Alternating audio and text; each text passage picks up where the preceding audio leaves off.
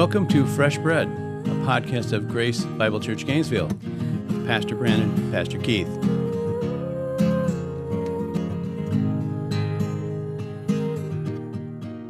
Well, welcome everyone. Welcome to Fresh Bread, podcast number 9. Fresh Bread, where we bring the truth of God's Word to a starving world. And we're smack dab in the middle of our look at eschatology, or the last days. And we went through post-millennial last week, or last time, in podcasts 6 and 7 as a two-parter. And so today we'll look at the amill view of eschatology. And remember, there are 3 main views of the last things, the last days, and the millennium. And the word millennium means 1,000 years, the 1,000-year reign of Christ. And we get that word from Revelation 20.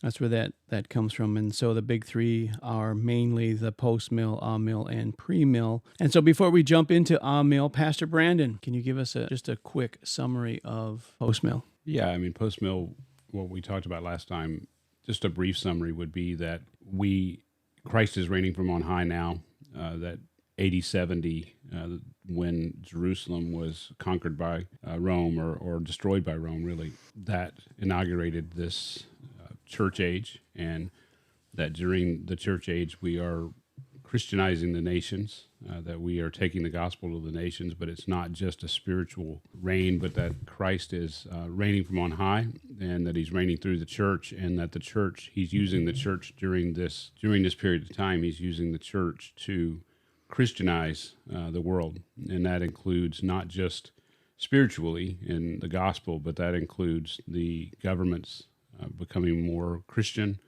That includes the arts becoming Christian, entertainment becoming Christian. That ultimately, some would hold, ultimately it's going to lead to a golden age of Christianity, and where Christ will then return. I do think that they hold that there's going to be at the end, there's going to be an apostasy that he'll stamp out in his return, but he'll return to set up the new heavens and new earth. But ultimately, he will return to a Christianized world, a world where most people are believers in the Lord Jesus and are living according to his law. And that his law has much to do with it in terms of, that they would see the 10 Commandments being the definitive law of the land or of the world.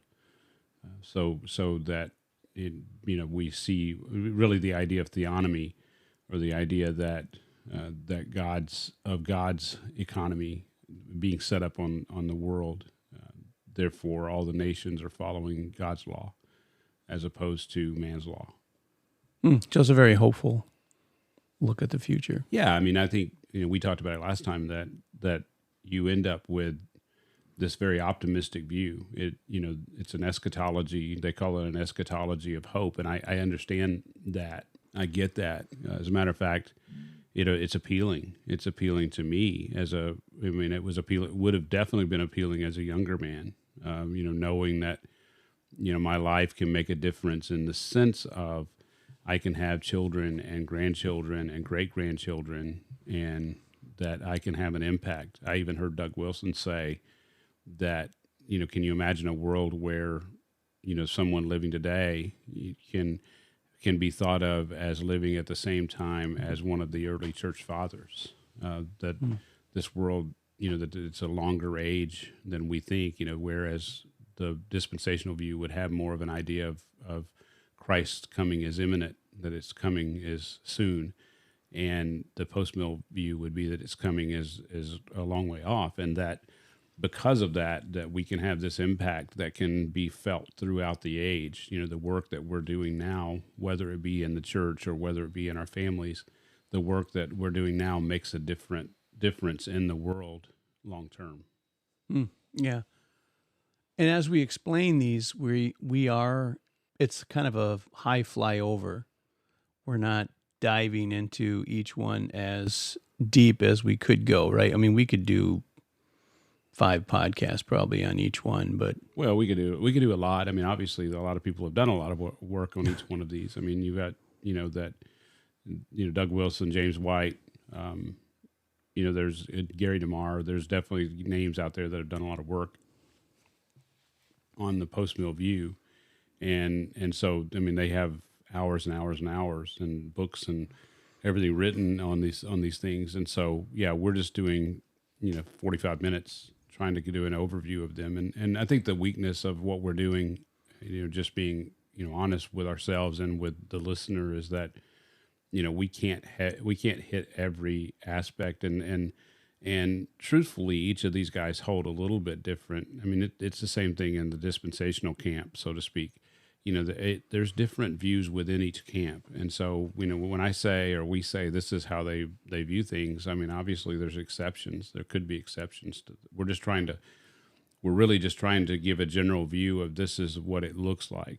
I just want to, what each view looks like. I just want to say too, in terms of that optimism, I would argue, and I said it last time, I would argue that it can yield itself to a fleshly understanding of the world. And, not that, the charismatic view is kind of the health and wealth view of, that we can have, that God intends us to have health and wealth. But I think that this is the post-millennial view can have that same danger, that I think that God is, working through me and that I can have a business that's going to be successful and not that I can't have those things, but I think the view would give itself to thinking that God is, part of that and that he is working through me and I'm improving the world by having a business, or I'm improving the world by having a family. And, and it almost, I can see where people would kind of get this idea that sort of God is going to do this because I'm on his side, and I'm being used by him. And I think there's a danger there. I mean, I think there's a danger of thinking that, because what do you do with trials? What do you do with difficulty? What do you do with suffering? And I think that, whereas the premillennial view would certainly have a more robust understanding of suffering for the sake of Christ, because my job is, I've said it to you, and I don't think I've said it on the podcast. Whereas, I kind of think of the post-mill view as being a renovation of the world. I'm renovating, whereas the pre-mill view is more of a rescue operation, using the R's. That post-mill would say I'm renovating, and I'm taking the gospel as a renovation project, taking it out to the nations. Whereas we would say that we're rescuing the nations, that we're going out, we're taking the gospel to the nations in order to rescue those, or to bring them to Christ so that they can be saved. That's a good way to look at it, because it helps me with a visual like that. That helps a lot. Helps me understand it. And like you said, yeah, our human side, we tend to either oversimplify or overcomplicate. And I think what we're going to discover as we look at all these views of eschatology, there are ditches on both sides. Like there are deep holes that we can fall into where it can lead us to strange places. Well, yeah, I mean, I think, you and I talked about it before we started recording it. I think that we have to be careful, even, with a premill view, because we can tend to have this sort of, this world doesn't matter kind of mentality, and that we are just here, and here today, gone tomorrow. And I don't have to worry about, what's going to happen 100 years from now or 500 years from now. And, and it can lead to, as a matter of fact, in 2 Thessalonians, I would argue that Paul says when he tells the Thessalonians that if they don't work, they don't eat. It was because it was in response to people who were thinking that Christ was coming back, soon, and they were just waiting. They were the first date setters. They were just waiting for Christ to come, and they weren't working, and they weren't building, into their lives. They weren't teaching their children and doing things and getting ready, or they were getting ready for Christ to come back, but they weren't thinking it was going to be, 2,000 plus years later. Yeah. That's what I'm saying. I think there's dangers on all sides. So hopefully what we're trying to do is clarify and help people understand the main structures of each one. And like I said, today we're moving into Amill. So are you ready? I'm ready for Amill, but let's take a moment before we dive into that, let's take a moment to really, I think there are one of the questions that I received in verbally from one of our listeners was really to talk about the four main approaches to interpreting the New Testament prophecies. And so I just wanted to take just a few minutes, 4 or 5 minutes here, just to really give the four main ways to look, especially at Revelation, but also at Matthew 24, the Olivet Discourse. And so there are four main ways to view these things. There's the futurist view, which is more the premillennial view. Basically, the futurist view says that the majority of the prophecies in the book of Revelation are yet to be fulfilled. Basically, Revelation 1 would be the things that John saw during his time. Revelation 2 would be, basically John's, that the fact that Christ revealed himself to him.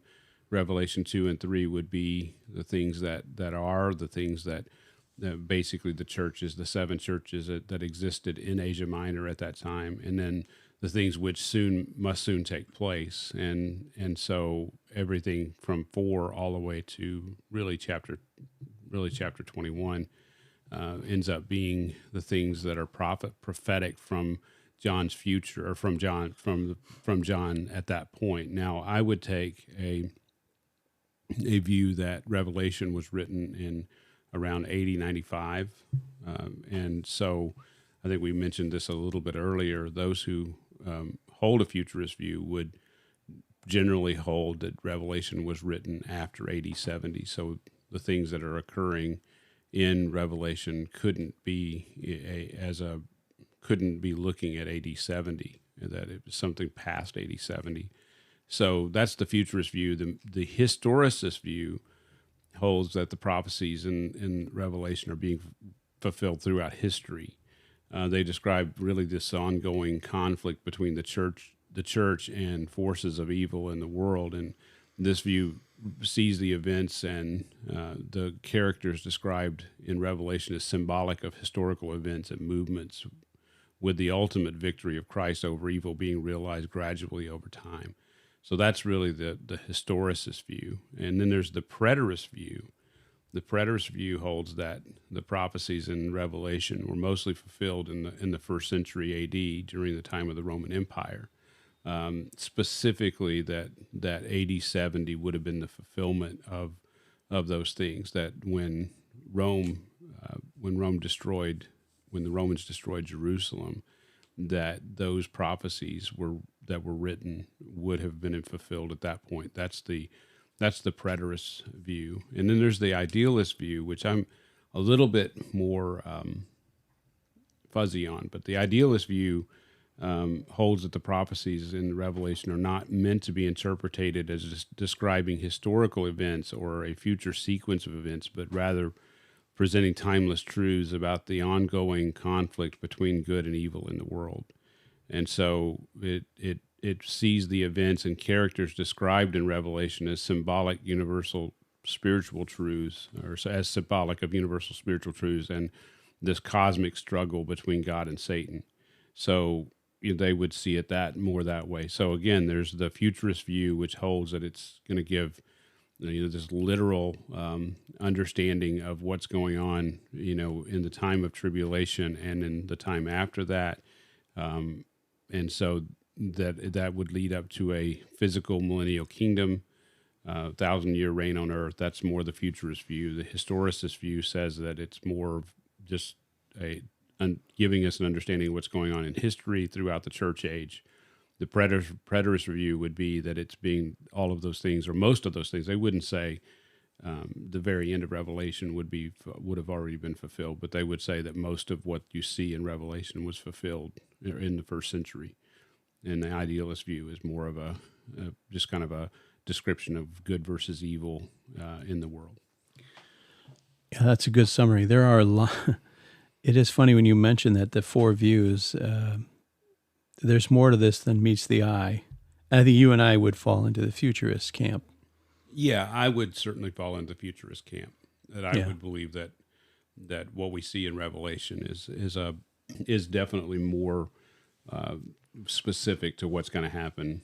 Once you get to Revelation 4, you have scenes in heaven, scenes on earth, and the scenes on earth certainly are well, I mean, I would argue that they are indicative of what's actually going to happen on earth in the future, before Christ returns. This reminds me of you walk into a room and there's doors, and you open the door, there's another room. That's what eschatology, there's so many, we haven't even gotten to pre-trib, post-trib, all that. There's all that too. So there's a lot of... Yeah, I mean, we'll get to dispensational, premillennial, the view there, and there's definitely, even in that, there's multiple views that we'll find in that camp.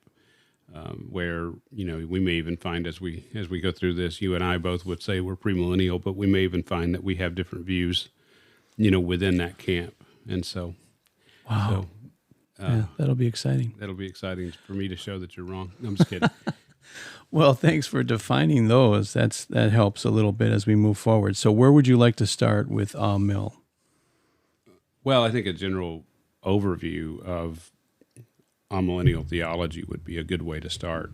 I think that one thing that we have to recognize when it comes to the amillennial view is that prior to, it's interesting because we'll get into this with the premillennial view. One of the things that people point to with the premillennial view is that view didn't come into being until the 20th century. That it was more developed in the 20th century, and that it wasn't a predominant view of the early church. And we'll get into that later, but I think that what's interesting about the amillennial view is that it wasn't recognized as a distinct position until around the turn of the 20th century as well. Until then, amillennial, those who held that view called themselves postmillennial because they believed that Christ would come back after the millennial age. They were, though, they were different than traditional postmillennials, people who held the traditional postmillennial view, in that they didn't believe in an earthly millennial age yet to dawn. So we kind of got into that with the postmill. I mean, you could say that really the difference between the postmillennial view and the amillennial view is the element of optimism. But I mean, they are distinct in their understanding, but they're very, very close in terms of where their starting point. They both believe that Christ is going to come back, after or at the end of this age. Where the postmillennial guys would say that some of them would say there's going to be this golden age that you could say is the millennial kingdom. It could be 1,000 years. It might not be. Some, I would assume some that would even hold that there will be 1,000-year golden age, if you will. Whereas the amillennial guys would not see the 1,000 years as being a literal 1,000 years at any level. So, but going back to this idea that the amillennial position and the postmillennial position were very similar, really that the amillennial position didn't become a distinct position until the 20th century. But what we have to understand is that amillennials hold that the promises made to Israel, David, and Abraham in the Old Testament are fulfilled by Christ and His church during this present age. They would hold that Revelation 20 is symbolic of this entire age, that there isn't this 1,000-year reign, that really at the first advent of Christ, Satan was bound by Christ's victory over him at Calvary. And so Christ died on the cross. He defeated sin and death. He defeated Satan at the cross, and that ultimately it led to him being bound. Now, what we have to recognize with them is that they would say, going back to Revelation 20, they would say that Satan is bound in that he can't deceive the nations. It's not as if he's not roaming around. He's still able to do certain things and still able to deceive, but he can't deceive the nations. And so in that sense, he has been bound, and therefore the gospel can go out, and so he can't deceive the nations ultimately. But they would say that Christ is presently reigning in heaven and will reign the entire period between his first and second coming, and that at the end of this millennial age, Satan will be released, and there will be a great apostasy that breaks out, and then Christ will return in final judgment for all people as he establishes a new heaven and new earth. And so really that is really a brief synopsis or overview of the amillennial position. I would say, going back to the amillennial versus postmillennial, really the distinction between the two is that the amil guys would say that there is there is spiritual success in this age, and that Satan has been bound so that he can't deceive the nations, so that Matthew 28, 19 and 20, so that the gospel can be preached to the nations, so that disciples can be made of the nations, and that Satan can't interfere with that. It doesn't mean that you can. I think I heard Vodi Bakum say it doesn't ultimately mean that we won't suffer for that, and that he can't cause suffering. But at the end of but he's not allowed to hinder the gospel going forth, and in terms of, and I'm not sure exactly what they would say and how what he's not allowed to do and what he is allowed to do, but only that he is bound, and that the gospel there'll be allows for spiritual success during this age. Whereas the post-mill guys would say, and we've talked about it before, that there's, I'll just say it this way, material success, not just spiritual success, and that people come to know Christ through the gospel, but there's material success in that there's going to be this golden age, if you will, that we can attain in the church age, and it's going to be Christ reigning from heaven through the church, that he's giving us really material success, if you will, in governments and in Christianizing government, Christianizing arts, Christianizing entertainment, really the Christianizing ultimately this world. So it's a lot like post-mill, you were saying. So they do believe that the world will get better. Does Mill believe that too? No, I think that they would take a more pessimistic. Okay. View. Yeah, that my understanding, and listening to guys like Sam Storms, my understanding is that they would see that there's going to be spiritual success, but that there's still going to be, the world system is still going to be in place, and that the world ultimately is going to go from bad to worse. So they would take more of a pessimistic view of the current system, whereas the post-mill guys, that is the difference, is that they would see spiritual success, but not necessarily material success, okay. Whereas the post-mill guys would see spiritual success leading to material success. Okay. And you mentioned Abraham, the covenant, and did you say that Amil believe that the church fulfills that, or Christ and the church fulfill that? Is that what you said? Yeah, that it seems as though that the promises made there to David or Israel, David, and Abraham in the Old Testament are fulfilled by Christ himself and his church during this age. So yes, I would say that, from what I can gather of the Amil view, and that's why amillennialism seems to fit pretty well with covenant theology, and we haven't hit, I think we talked about doing a show on covenant theology, but yeah, I think that's why it fits together, because if you have this idea of replacement theology, the idea that the church has replaced Israel, that the church now receives the promises that were given to Israel, ultimately to Abraham and to David. The church is the recipient of those, because Israel was disobedient. Israel has been judged.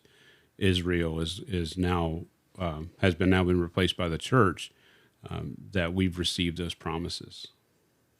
I'm just curious, because I don't know if you can answer this, but when you read Galatians 3, 16 through 19, Paul says this in Galatians 3, 16 through 19. He said, "Now the promises were spoken to Abraham and to his seed. He does not say, and to seeds, as referring to many, but rather to one, and to your seed, that is Christ. And what I'm saying is this: the law, which came 430 years later, does not invalidate a covenant previously ratified by God so as to abolish the promise. For if the inheritance is by law, it is no longer a promise, but God granted it to Abraham through the promise. So that it almost sounds like Paul is saying that the promise is still there, and that the church hasn't fulfilled it, but it will be fulfilled through Christ. Yeah. Yeah, I don't take it that the land promise, God promised Abraham land, seed, and blessing.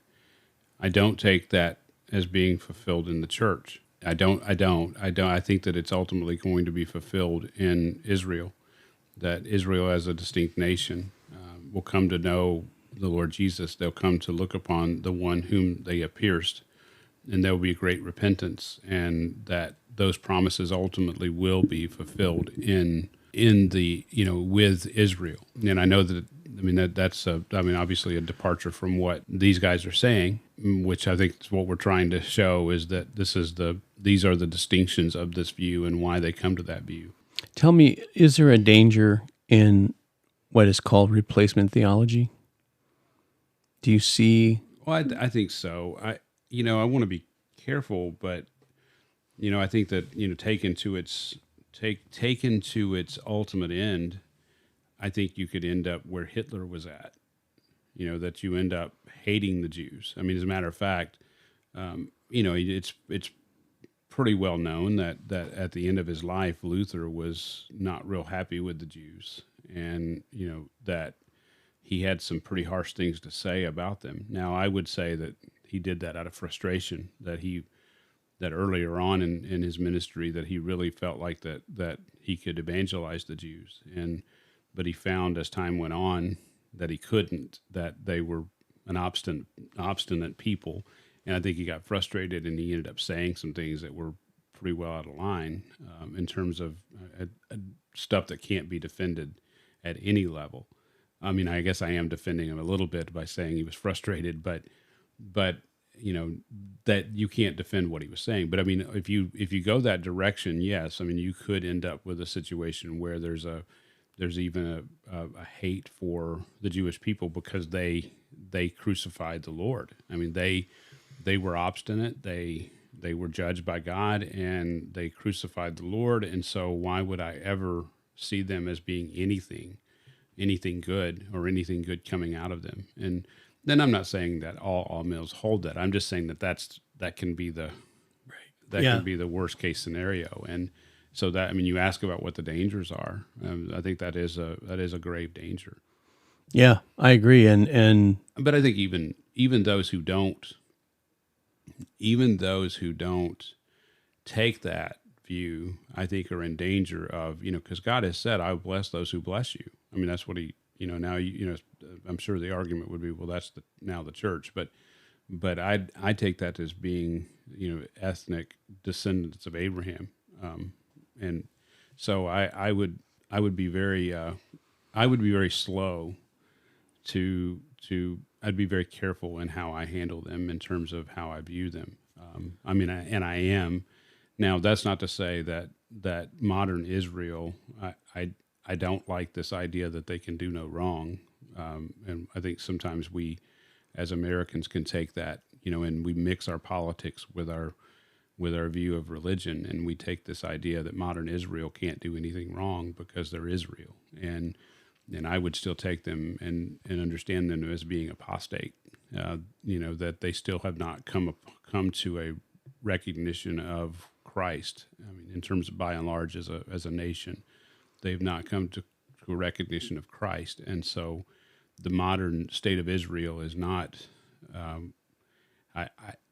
wouldn't be wrong to criticize something that they did if it was wrong. If it was something that was wrong, I should be, there's nothing wrong with saying, no different than criticizing the United States. If we do something that we ought not do, we should be able to, that ultimately holds people accountable, is, that those who are in power can never do any wrong. Okay, Pastor Brandon, hold that thought, because we're going to end this podcast, and we're going to pick this up on the next podcast. So stay tuned. Join us again. Thanks for listening, and we'll jump back into it in the next podcast. Thanks. You've been listening to Fresh Bread, a podcast of Grace Bible Church Gainesville. For more information, go to gracegainesville.org.